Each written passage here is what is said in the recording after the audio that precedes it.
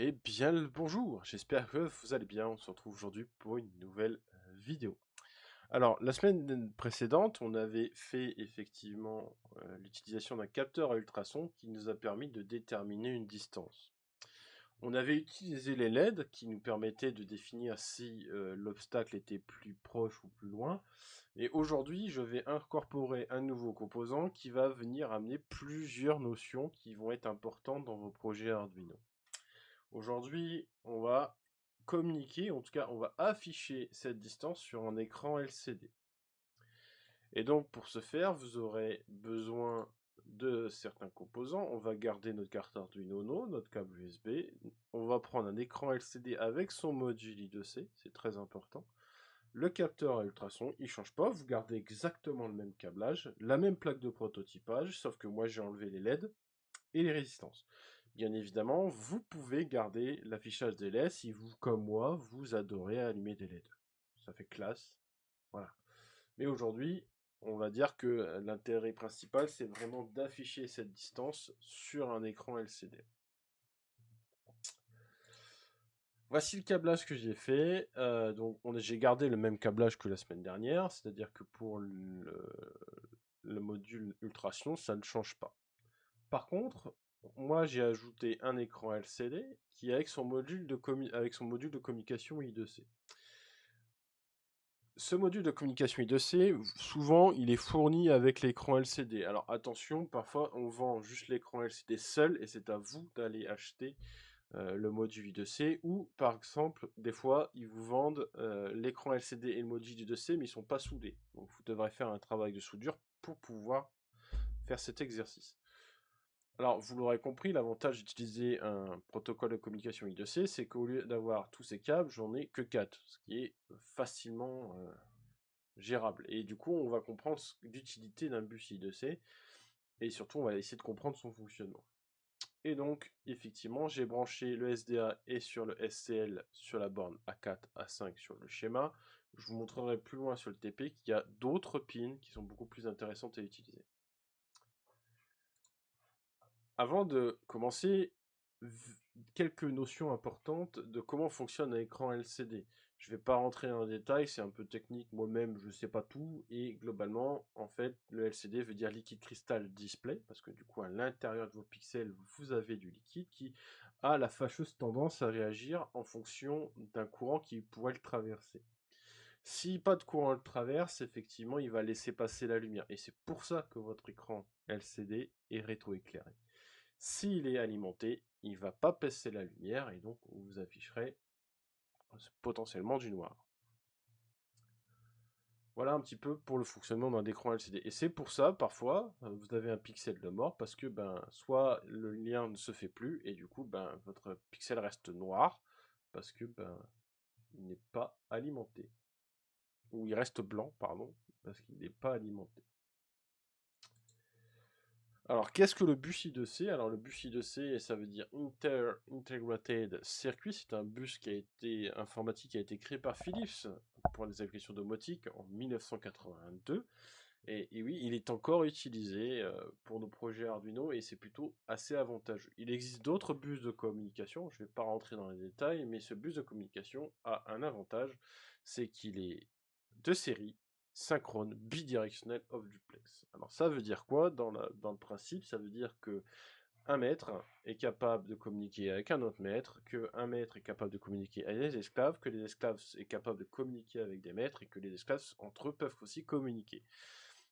Par exemple, sur une liaison série, pour ceux qui connaissent, il n'y a que le maître qui peut effectivement dire je t'interroge, tu me réponds. Et on peut effectivement qu'interroger qu'un seul esclave à la fois. Là, c'est un peu plus différent, tout peut se gérer et voilà. Vous l'aurez compris, ça peut être vite. C'est pour ça que vous ne pouvez pas avoir autant d'esclaves que vous le voudrez. Vous serez limité à 127 esclaves ou 127 équipements sur le bus de communication.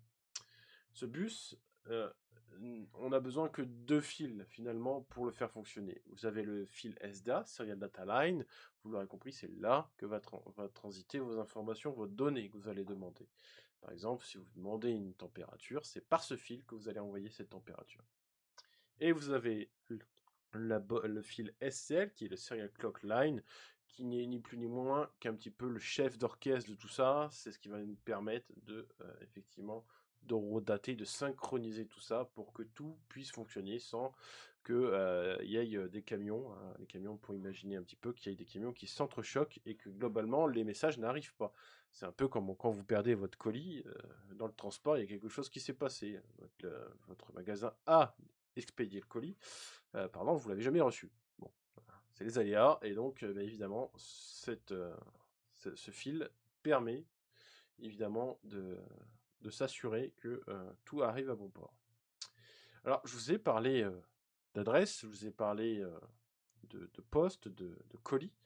Il y a une notion très importante en communication, c'est effectivement l'adresse à qui on veut envoyer des données ou à qui effectivement je peux recevoir des données. Donc l'Arduino, c'est aujourd'hui, dans notre exemple, c'est le facteur. C'est lui qui va dire toi je t'interroge ou toi je viens te dire fais ci ou fais ça. Et donc, vous l'aurez compris, chaque équipement que vous allez mettre sur votre réseau va avoir une adresse. L'adresse, effectivement, de l'écran qui va nous concerner, mais vous pouvez aussi avoir un capteur de température. On verra plus tard que c'est possible. Vous pouvez avoir d'autres types d'équipements en I2C. Et donc, évidemment, l'Arduino va aller distribuer ces informations en fonction de à qui il en a besoin. Et donc, c'est une adresse unique, vous l'aurez compris, on ne peut pas avoir deux adresses identiques sur un même réseau. Par exemple, faites l'expérience chez vous, vous prenez un PC avec une adresse IP et un autre PC sur un autre adresse IP, sur un même switch par exemple, déconnecté de votre réseau, vous allez voir que ça fonctionne pas bien. Parce que il y a deux adresses IP identiques et ça marche pas en fait. Ça fait planter le réseau. Et donc voilà, c'est une notion très importante. Adresse unique pour tout le monde. Le datasheet de la carte Arduino Uno, et donc dans le schéma électrique, je vous donne de le brancher sur le A4, A5. Vous pouvez aussi le brancher sur les pins SCL et SDA qui se trouvent ici, juste au-dessus, de l'autre côté. Donc c'est aussi deux ports, ce sont les deux mêmes ports, hein, donc c'est une copie l'une de l'autre. Donc que vous les branchiez ici ou ici, ce sera exactement pareil. Et donc, on va passer tout de suite à l'IDE Arduino pour essayer de trouver l'adresse de notre écran LCD. Allez, à tout de suite. Alors, nous voici sur Visual Studio Code. Donc, vous avez vu que j'ai déjà écrit le programme. Je vais surtout vous le commenter pour vous expliquer un petit peu ce qu'on fait. Ce serait un peu long à écrire en vidéo et ça ferait une vidéo déjà très longue. Donc, je viens incorporer la bibliothèque de communication I2C, qui est ici. Je viens effectivement dans le setup initialiser la communication I2C et globalement je viens d'y mettre un petit message pour dire que je vais scanner les esclaves présents sur le réseau. Je crée deux variables de bytes qui sera l'erreur et l'adresse. De toute façon ça sert à mettre un integer. Pourquoi? Parce qu'on va jusqu'à 127. Donc un byte va jusque, vous le savez bien, et je n'ai pas besoin de le dire. Donc effectivement, ça nous permet de mettre 127, on est large. Et donc on vient aussi créer un integer qui aurait très bien pu être aussi un byte. Bon, voilà, moi j'ai mis un integer parce que j'aime bien les integers. Et donc on va faire une boucle qui va aller de 1 à 127. Et effectivement une boucle for. Et on va utiliser dans la bibliothèque beginning transmission avec l'adresse. Donc l'adresse qui s'écrit en décimale. Évidemment, ici, ce qu'on va faire, c'est qu'on va venir dire, j'essaye d'interroger un équipement. Et donc, en gros, ce qu'elle fait, c'est un ping, entre autres, par exemple. Et le retour de la transmission va nous dire si 1, c'est-à-dire qu'il y a une erreur, et s'il y a 0, effectivement, c'est-à-dire qu'on a trouvé un équipement. Cet équipement, il est trouvé et effectivement, il a une adresse 0x et on sait ici qu'il va nous renvoyer une adresse qui est en format, en théorie, hexadécimal, mais lui va nous la renvoyer en format numérique, vous vous doutez bien. Et donc, on va retransformer ce format décimal en format hexadécimal et on va effectivement nous donner son adresse hexadécimale. Une fois qu'il a fini et qu'il a trouvé un équipement, bah, il va nous dire que le scan est terminé. S'il y a 0 équipement, il va nous dire qu'il n'y a aucun esclave trouvé ou aucun appareil connecté trouvé. C'est pour ça qu'ici, je viens à chaque fois sur la boucle if, interroger et incrémenter un compteur qui va nous permettre de savoir le nombre d'équipements connectés. Et je fais un petit délai de 5 secondes. Donc, on va venir téléverser. Donc, je ne vous montre pas l'Arduino, c'est le câblage, ça ne vous sert à rien. S'il est câblé comme je vous l'ai dit, ça va fonctionner. Et en théorie, si je vais sur le terminal, il devrait me trouver quelque chose. Et là, effectivement, il a trouvé un équipement en 0.3F. Alors, vous allez vite vous rendre compte que les écrans LCD sont souvent en 0.3F. Donc, maintenant que l'on a trouvé l'adresse de notre écran LCD, on va pouvoir revenir à notre programme du capteur à ultrasons. On se retrouve tout de suite. Alors, avant de passer à la programmation de notre écran LCD, je tiens quand même à expliquer ce qu'est l'hexadécimal. Alors, l'hexadécimal, c'est effectivement une base 16, qui va vous permettre de compter, globalement. Donc nous, quand on compte, on va de 0 à 9, et une fois qu'on arrive à 10, on rajoute une dizaine. Donc ça, c'est la base 10. Mais l'hexadécimal, c'est différent. C'est qu'une fois qu'il est arrivé à 9, il va continuer. Il va dire A, B, C, D, E, F, il va aller jusque F. Et une fois qu'il a F, bah effectivement, il va rajouter une dizaine. Donc il va rajouter 10, 11, 12, 13, 14, 15, 16, 17, 18, 19, un A, un B, un C, etc. Et globalement, effectivement, ça va vous donner l'hexadécimal. Ce qui est ultra important de savoir, c'est que l'hexadécimal, vous en avez assez proche de vous. Par exemple, tout équipement connecté à un réseau a une adresse MAC. Votre carte réseau a une adresse MAC. Votre smartphone a une adresse MAC. Et l'adresse MAC, je ne vais pas rentrer en détail parce que ce n'est pas le but, mais en tout cas, c'est ce qui est un petit peu l'identifiant de votre matériel physique qu'il y a sur votre téléphone ou sur votre ordinateur. C'est-à-dire qu'un fabricant, via l'adresse MAC, est capable de vous dire c'est tel c'est telle marque, c'est tel machin, c'est il est capable de vous dire quand même pas mal d'informations. Et les derniers, en tout cas les derniers chiffres, sont l'identifiant de votre appareil. Je ne vais pas rentrer plus dans les détails, mais sachez que l'hexadécimal existe. Il existe d'autres bases, la base 8 par exemple, mais je ne vais pas rentrer dans les détails dans cette vidéo parce que ça rendrait une vidéo encore bien trop longue. Donc on se retrouve maintenant pour la partie programmation et on va rouvrir notre ancien code. On se retrouve du coup sur notre code de la dernière fois et du coup on va venir ajouter du coup l'écran LCD que l'on veut mettre en place et surtout afficher la distance. Pour ce faire, nous devrons faire une include de notre librairie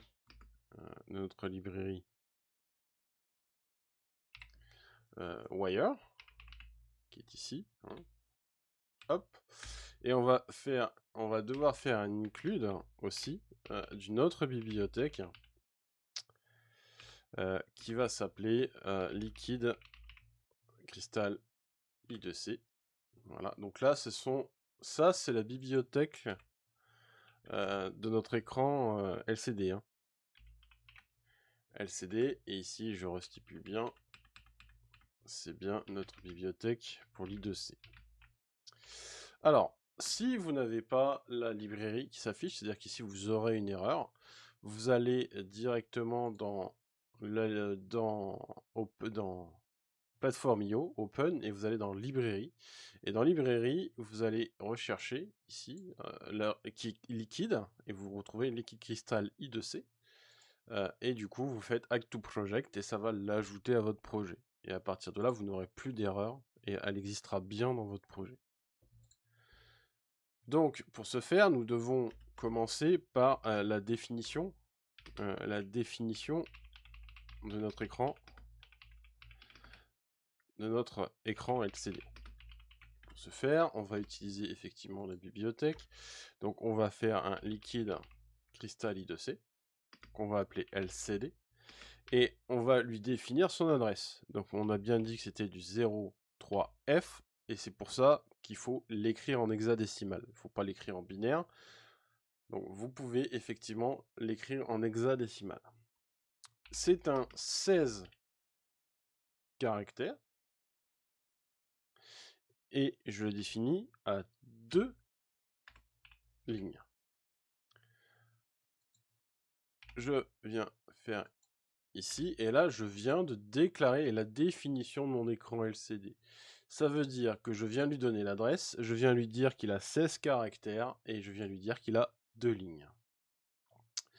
Dans le void init, on va ajouter des choses. On va ici faire une initialisation de l'écran LCD. Et donc on va utiliser ici lcd.init, ici, pouf, ici. Et une fonction très importante, lcd.backlight, ça veut dire qu'on va lui activer le rétroéclairage. Si vous n'activez pas cette fonction, vous ne verrez pas grand chose. Donc activer ici, donc là je vais préciser ici pour les besoins de la vidéo, c'est activation de la lumière. Sinon, vous ne verrez pas grand chose.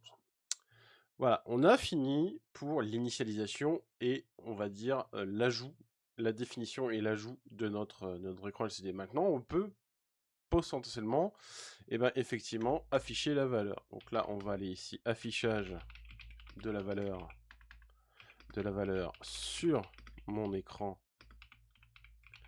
LCD. Et donc du coup, pour ce faire, on va utiliser un lcd.set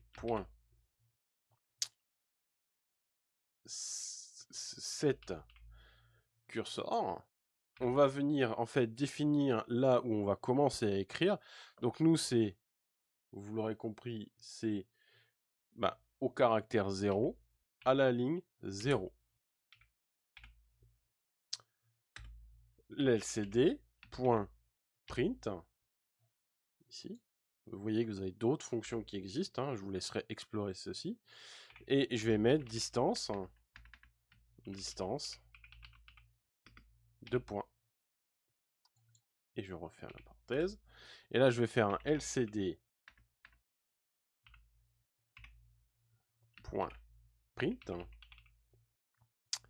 Et là, je vais mettre la distance. Alors, il y a un souci dans ce que je viens d'écrire. Vous avez vu que je vais placer mon set cursor à 0, 0, mais je ne l'ai pas replacé. Ça veut dire qu'en gros, dans distance, il va venir réécrire la distance. Ça ne va pas fonctionner, ça va être caca. Donc, on revient sélectionner le set cursor. Et je vais lui dire, au lieu, tu vas te mettre toujours au caractère 0, mais par contre à la ligne 2, donc à l'adresse 1. Et là, il va me mettre la distance en dessous. Et donc, si je veux être plus parfait, je vais mettre lcd7 cursor. Je vais lui dire, tu te mets au caractère 4, par exemple, ou 5, en fonction de ce que vous voulez comme chiffre. Alors moi, c'est un chiffre entier. Si vous, c'est un chiffre à virgule, si vous avez 2 chiffres après la virgule, vous pouvez effectivement mettre 5 pour avoir un peu plus d'espace. Moi, je mets 4, et je vais toujours, effectivement, à la ligne 2. Et là, je vais faire un lcd.print. Et là, je vais mettre centimètres. Voilà, on a terminé l'affichage de notre écran LCD. Alors, vous pouvez rajouter d'autres choses, c'est-à-dire que la distance, vous pouvez le mettre à l'autre bout, et en dessous, vous mettez l'état. Rien à signaler, objet à porter, et après, vous pouvez mettre, dire attention, ça arrive. Enfin, dans le sens où il faut que ça rentre dans votre 16 caractères disponible. Donc, on va pouvoir téléverser.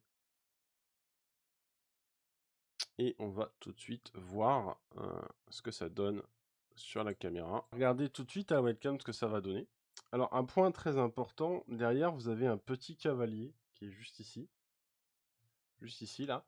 Ce petit cavalier, c'est ce qui permet d'activer en tout cas le rétroéclairage électriquement. C'est-à-dire que vous l'avez activé dans le programme, mais si vous n'avez pas ce pont-là, en fait, le rétroéclairage ne s'activera pas. Alors, voici le programme. Il est censé fonctionner. Je dis bien il est censé. Donc, on voit bien la distance qui change. Là, je me rapproche. Et pourtant, il m'affiche toujours 650, alors que ici, il m'affiche bien 6 cm, qui coïncide. Alors, il y a un problème dans ce programme. J'ai oublié une petite ligne. En fait, le souci, c'est que je viens afficher la valeur distance. Mais si ma distance est plus petite, en fait, il vient pas réécraser les derniers chiffres. Et du coup, quand je vais venir afficher la valeur ici, il faut que je fasse... Je vais vous couper la webcam, je vais vous montrer. En gros, ici, il affiche, mais si globalement j'ai une distance beaucoup plus petite, bah, il va pas venir réécraser les autres chiffres, vu que de toute façon, il n'a pas besoin de les réécrire. Donc ici, ce qu'il faut que je fasse, ben, c'est un lcd.clear.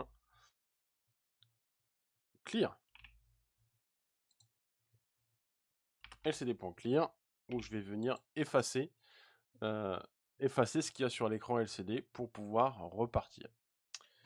Je vais téléverser et on va voir si ça marche.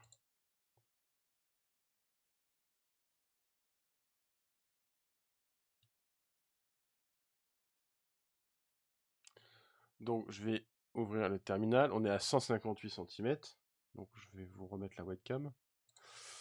Voilà, on est à 157. Ici, si je fais ça, voilà.